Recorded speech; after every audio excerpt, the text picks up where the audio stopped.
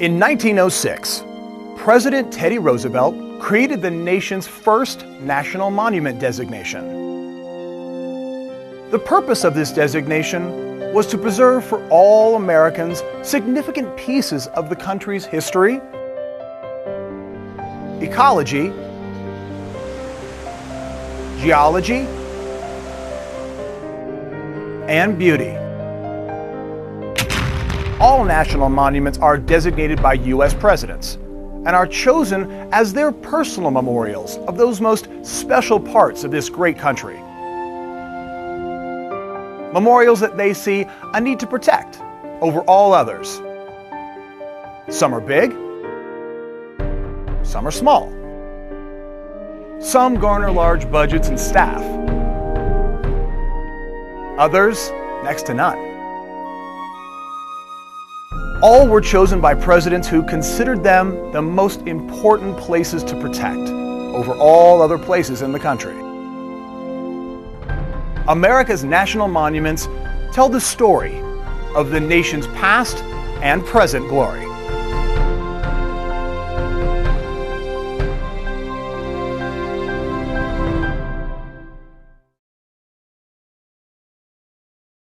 Hello, I'm Jordan Murphy, and I'll be your guide as we visit 12 national monuments located in America's southern states and territories. In this program, I'll show you the ruins of prehistoric cities rivaling any in the ancient world. They were built by Native American cultures living here in the South. It's a largely unknown story, and it's a story you can learn by traveling to the region's 3 national monuments devoted to prehistory.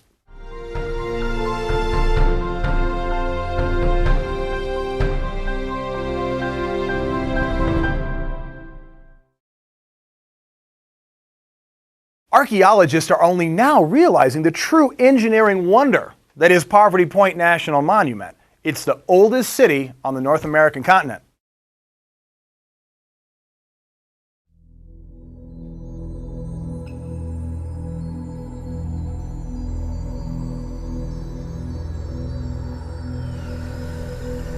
Springtime comes to the lower Mississippi River Valley, the Mississippi Delta Flatlands.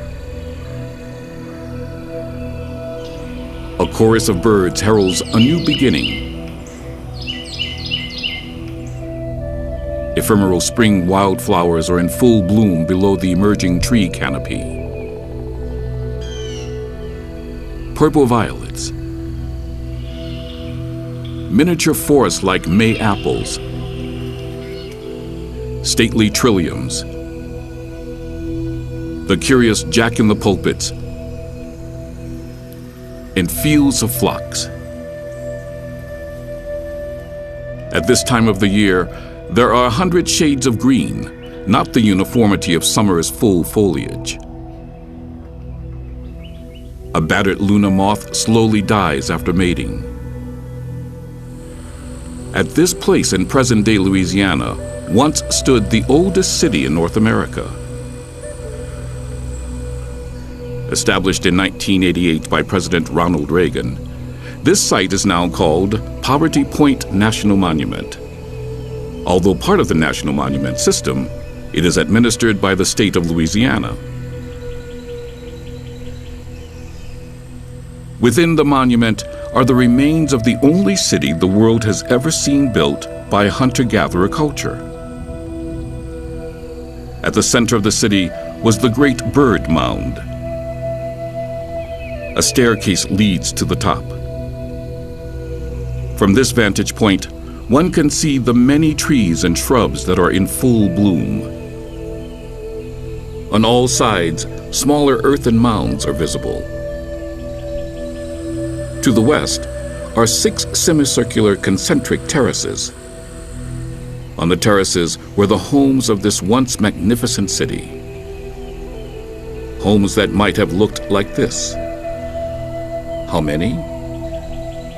I think once you try to evenly do some spatial patterning out there, you're probably looking at 500 to 600 homes that would very easily fall in here, with a population maybe 1,000 to 2,000 at its highest point.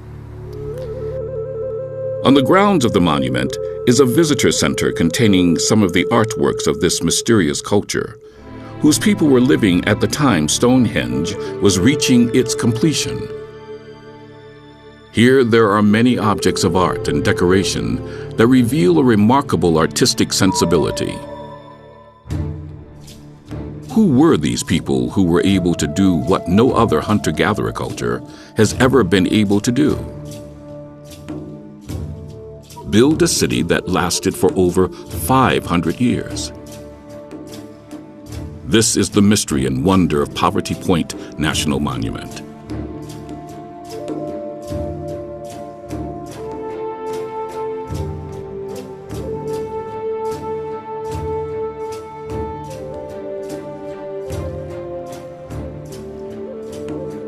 Sometime around 5,000 years ago, a group of Native American people, known today as the Poverty Point culture, lived along the lower Mississippi River and developed a unique ethnographic identity.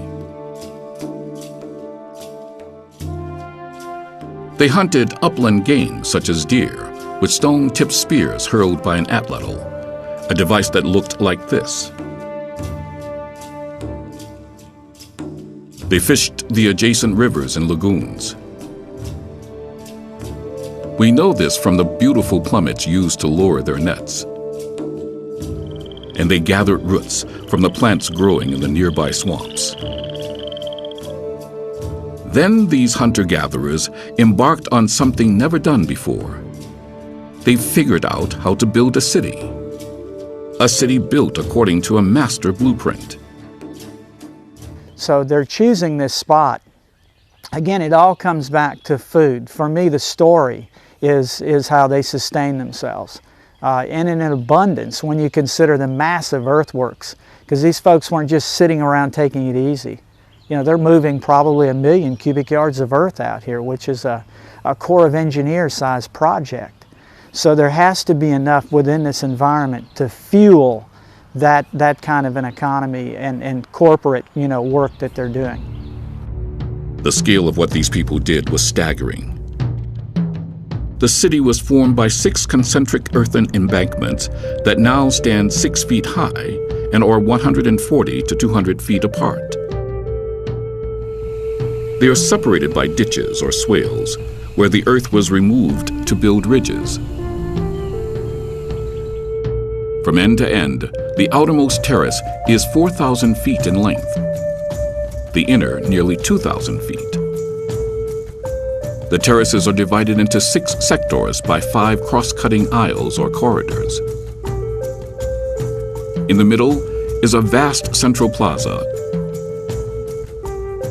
Surrounding the terraces are 5 earthen mounds, including the giant bird mound. Centrally placed, the bird mound is over 75 feet high. From head to tail, it is 710 feet long, and from wingtip to wingtip, 640 feet. When archaeologists took aerial photos, what they saw were clearly the remains of a city built of earth. It just didn't seem possible. Throughout all of human history, advanced agriculture had always been necessary for cultures to move from nomadic to urban societies.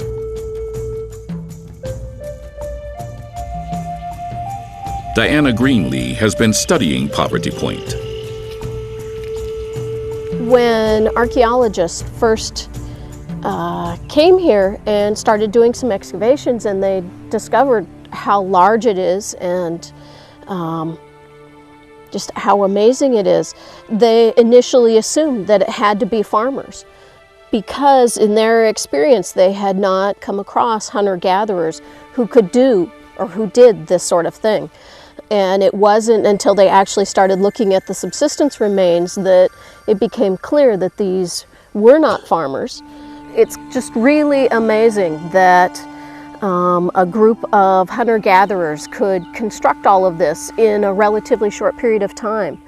And it has really challenged anthropologists' assumptions about hunter-gatherer society and what they can accomplish. Although no burial remains of the Poverty Point people have ever been found, many trade goods from thousands of miles away have been unearthed. This was clearly a trade center of great power existing in North America long before the birth of Christ. In addition to these trade goods, many small objects of art have been found. Beads, pendants in various geometric and animal shapes, hundreds of small decorative ball objects, effigies and drawings of cats and owls, a fine collection of spear points, and most remarkably, small female figures baked from clay. Poverty Point National Monument truly is one of the great wonders of the ancient world. However, that this city is found on the delta of North America's greatest river, the Mississippi River, is not a surprise, as many of the world's early civilizations were located on river deltas.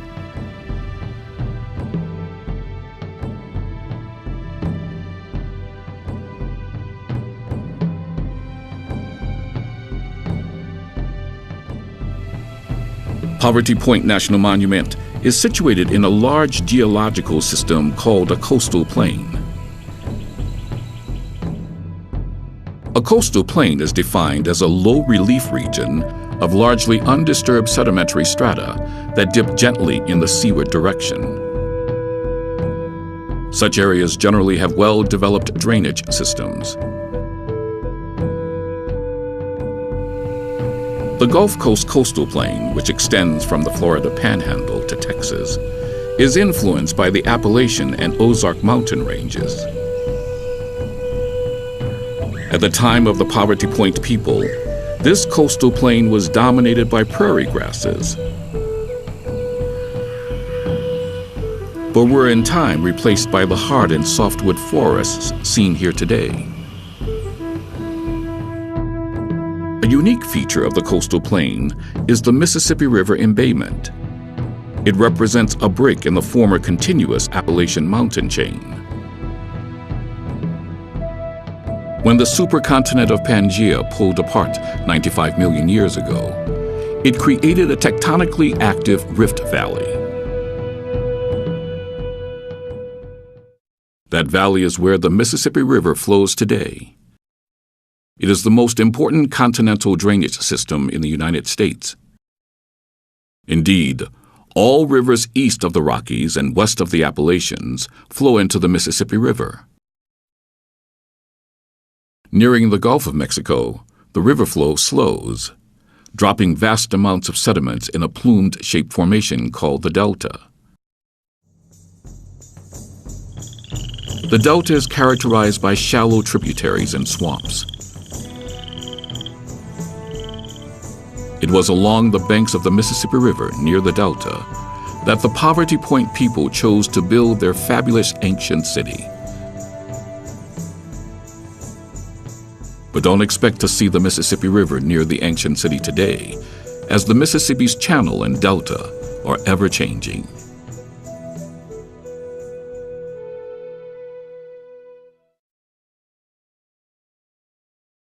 Caves have always been sacred places for ancient cultures. The one here at Russell Cave National Monument in northern Alabama is no exception. Here, there's a record of over 8,000 years of continuous occupation.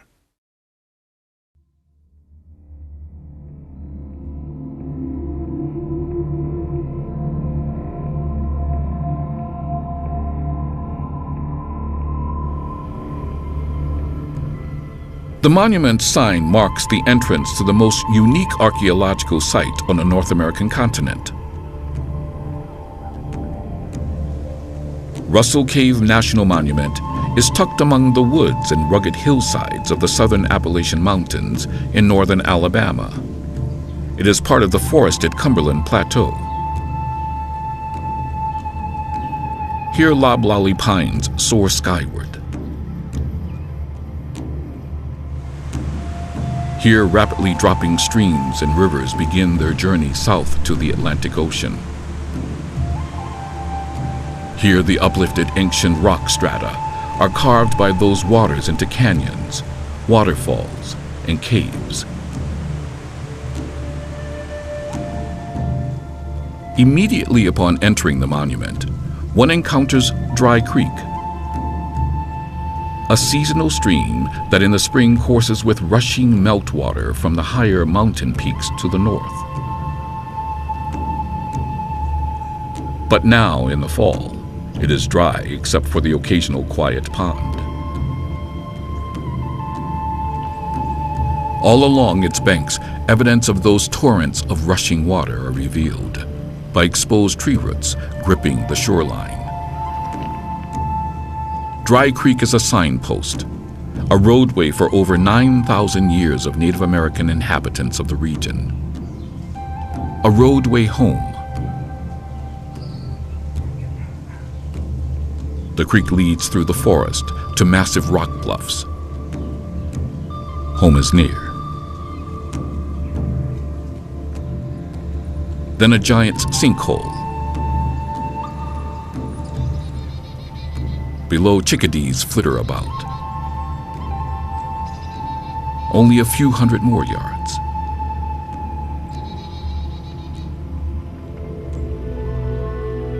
Now the bubble of clear, fresh water. Spring water. And then the welcoming rock shelter. Home and witness to every prehistoric Native American culture that lived in the region.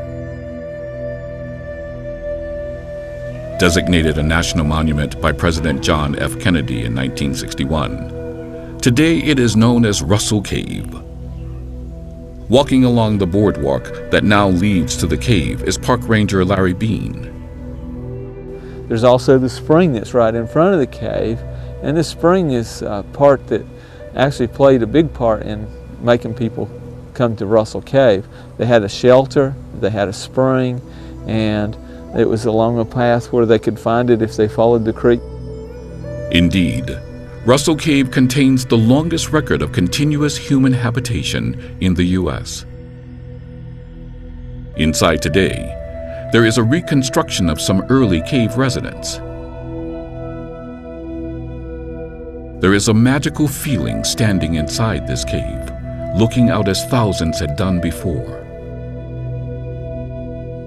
It's a feeling of being in a protective womb. The cave is constantly changing. The cave itself has the condensation of the moisture on the rocks. On a cool day, the rocks cool off, and on a warm day with the high humidity, the rocks condense moisture like a cold drink, and that moisture will run to the low points and come to a drip mark, and that makes the drip marks in the floor. The droplets that hang there for a long time, and especially the ones that may seep through the limestone and pick up lime, they actually pick up enough calcium to hang there and evaporate and leave a little bit there, and those formations form over a long time period. The drip marks are only the latest stage in the cave's long geological history.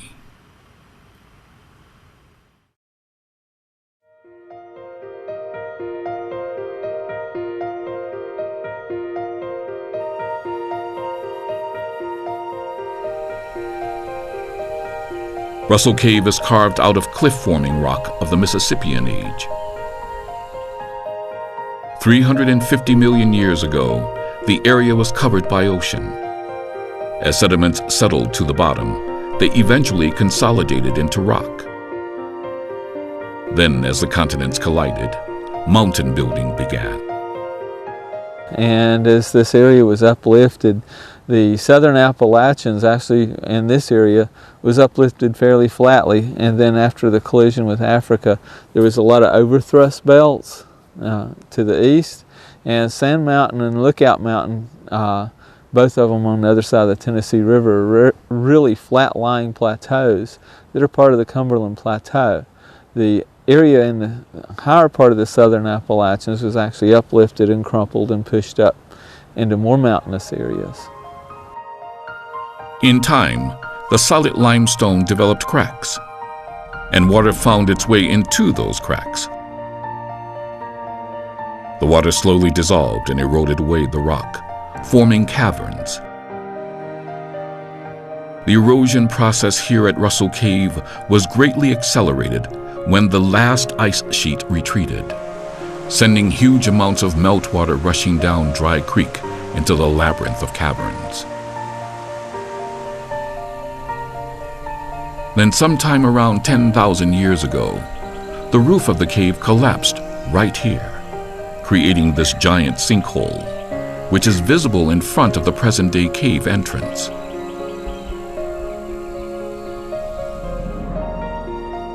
This event revealed the current entrance to Russell Cave.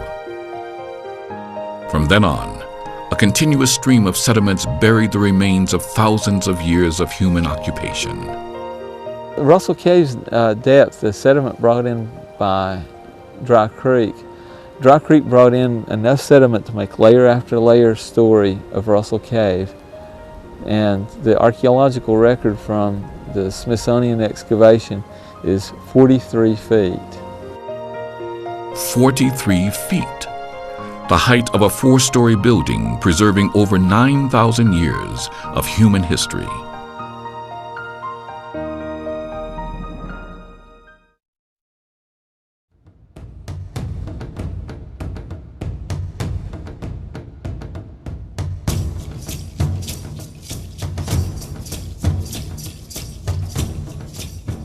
In 1953, a trail of Native American artifacts led to a cave hidden in a forested area adjacent to a farmer's field in northern Alabama. What archaeologists from the Smithsonian Institute found in the cave was a treasure trove of artifacts dating back some 8,000 years. They found spear points, tools, and bone fragments from each of the successive Native American cultures, beginning with the mammoth hunting Paleo-Indians. These nomadic hunters were replaced by the people of the Archaic period.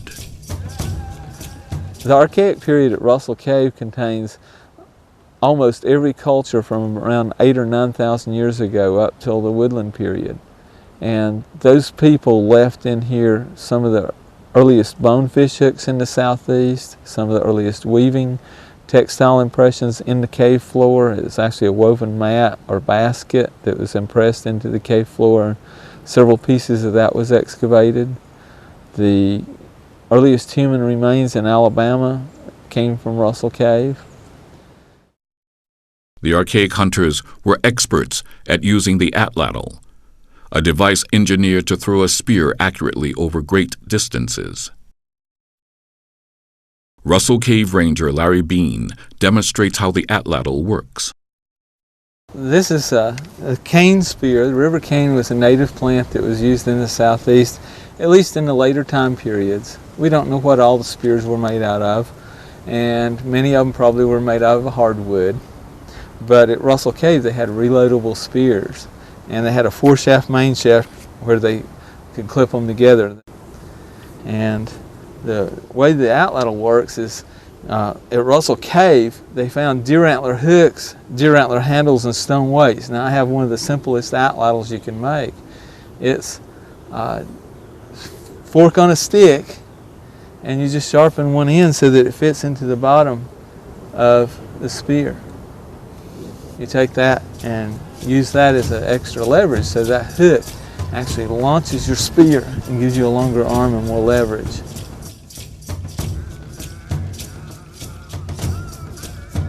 About 2,000 years ago, agriculture, particularly the growing of corn, made its way into the southeastern United States. From this practice, a new culture developed. It was called the woodland culture. At Russell Cave, the woodland period begins with the advent of farming, bows and arrows, pottery, not necessarily in that order, but the people's culture changed and they started developing a group organization. And they still use the cave extensively here, sort of like it was too good of a home to pass up. They had storage pits in the woodland period fairly extensively.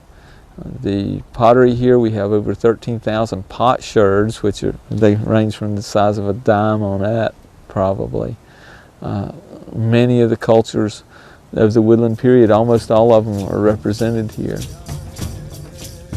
The last prehistoric period here was the Mississippian, the time of the great walled cities and ceremonial mounds. But by this time, Russell Cave was only visited by the occasional traveler. Still, nowhere else tells us more about the early Native American people who occupied the historic South for over 12,000 years, better than Russell Cave.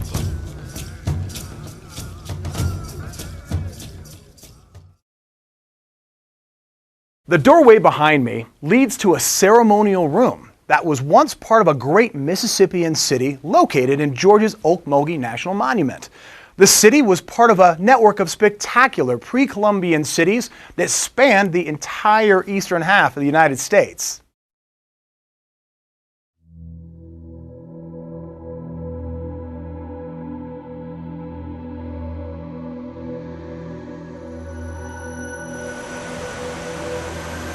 Rivers that begin as raging torrents pouring out of the Appalachian mountain chain suddenly slow.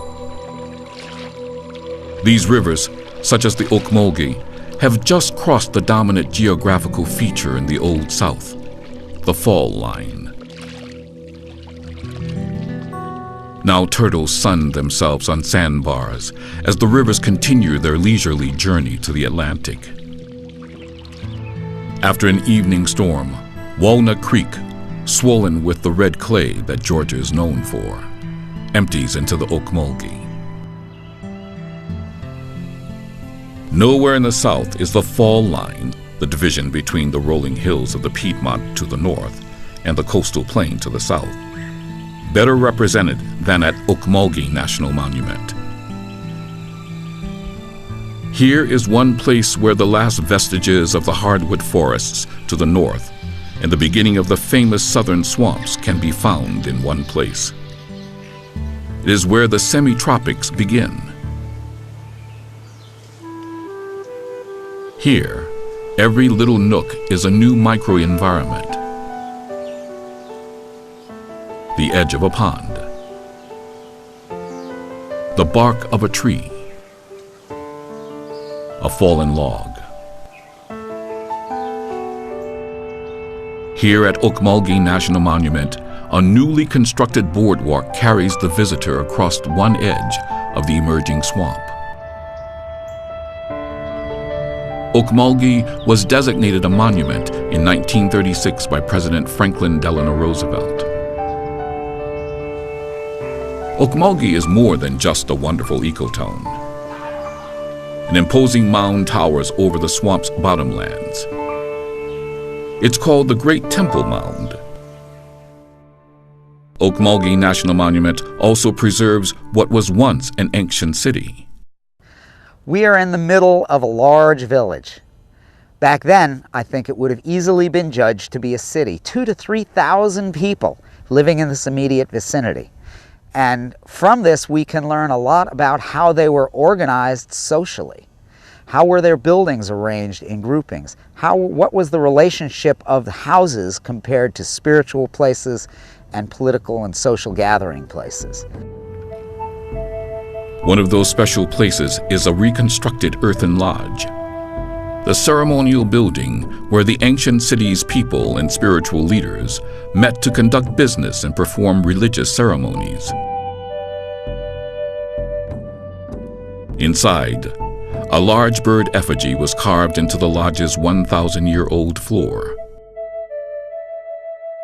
The people that lived here were part of the Mississippian culture that formed a vast interconnected network of cities, spanning the entire eastern half of the United States.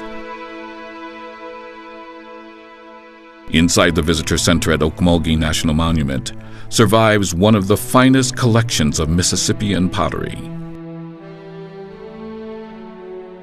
A particularly prized piece is called Little Boy. It is not surprising that these Mississippians built their city here on the banks of the Ocmulgee River. All Mississippian cities were built on rivers. In particular, the people living here must have been able to exploit the rich biodiversity of the ecotone. We now know that the Mississippians were as advanced as any civilization in the Americas at that time.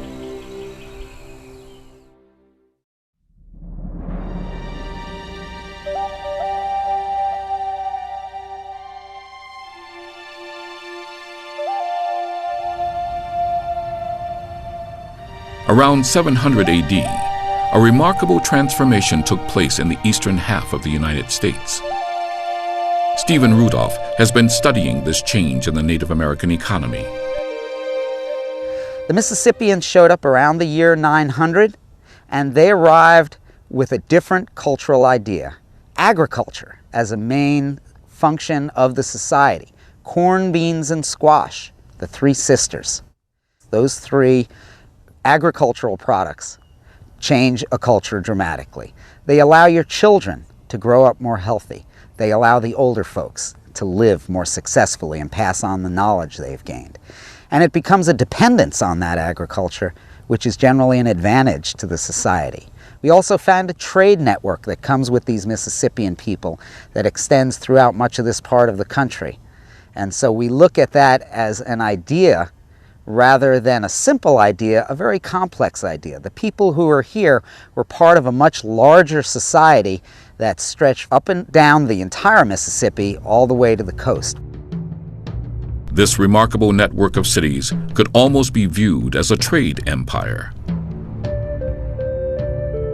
Its capital, called Cahokia, was a city of over 20,000 inhabitants near present-day St. Louis. A typical Mississippian city looked something like this. Laid out as a rectangle, the cities were usually walled. Outside of the palisades were the agricultural areas. Unlike European cities, at the center was a large open space, common grounds where games could be played. On one side of the open space were the living quarters of the average citizen. The other side was reserved for the elite ruling and religious classes. Finally, every city had a number of large pyramidal, ceremonial, and burial mounds. Structures that, if they had been made of stone, would have been among the great wonders of the ancient world. We now know something of how these people looked. They drew themselves on seashells. At Ocmulgee National Monument, archaeologists have reproduced a number of these drawings on a backlit glass screen. At about the time the Europeans arrived in the New World, all the great civilizations of North America were in decline. Still, when Hernando de Soto on his journey of discovery in 1539 encountered Mississippian cities, he described them as urban complexes of incomparable splendor. His descriptions were thought to be pure fancy. We're just beginning to understand the remarkable accomplishments of the Mississippian people.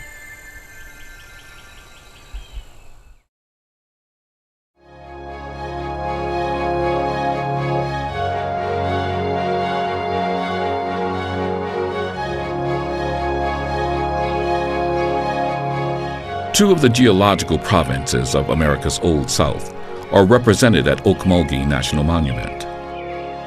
What we're here on is the edge of the Piedmont. This is actually the toes of the foothills of the Blue Ridge Mountains. Piedmont is foot mountains in French, and it's actually the toes. Here's where it ends and the coastal floodplains begin. And in ancient times, this was the edge of the ocean. All of the South's topography and climates are influenced by the Appalachian mountain chain.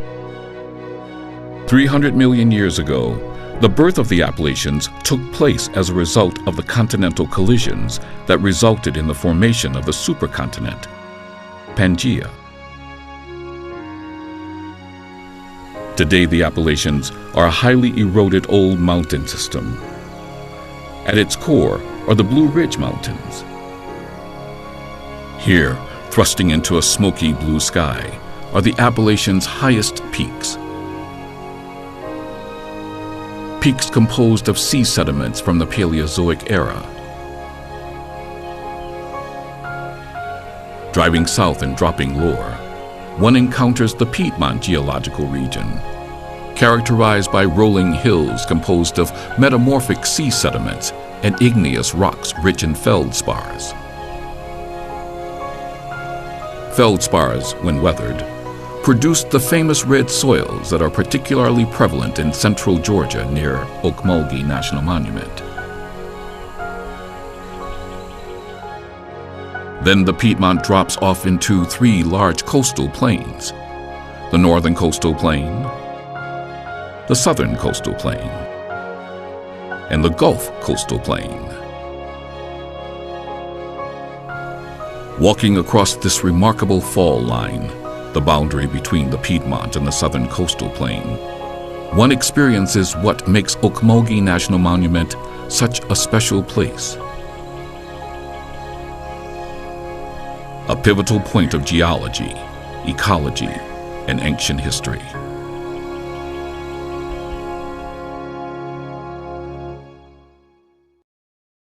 Thanks for joining me on our trip through the Southern Prehistoric National Monuments. I'm Jordan Murphy.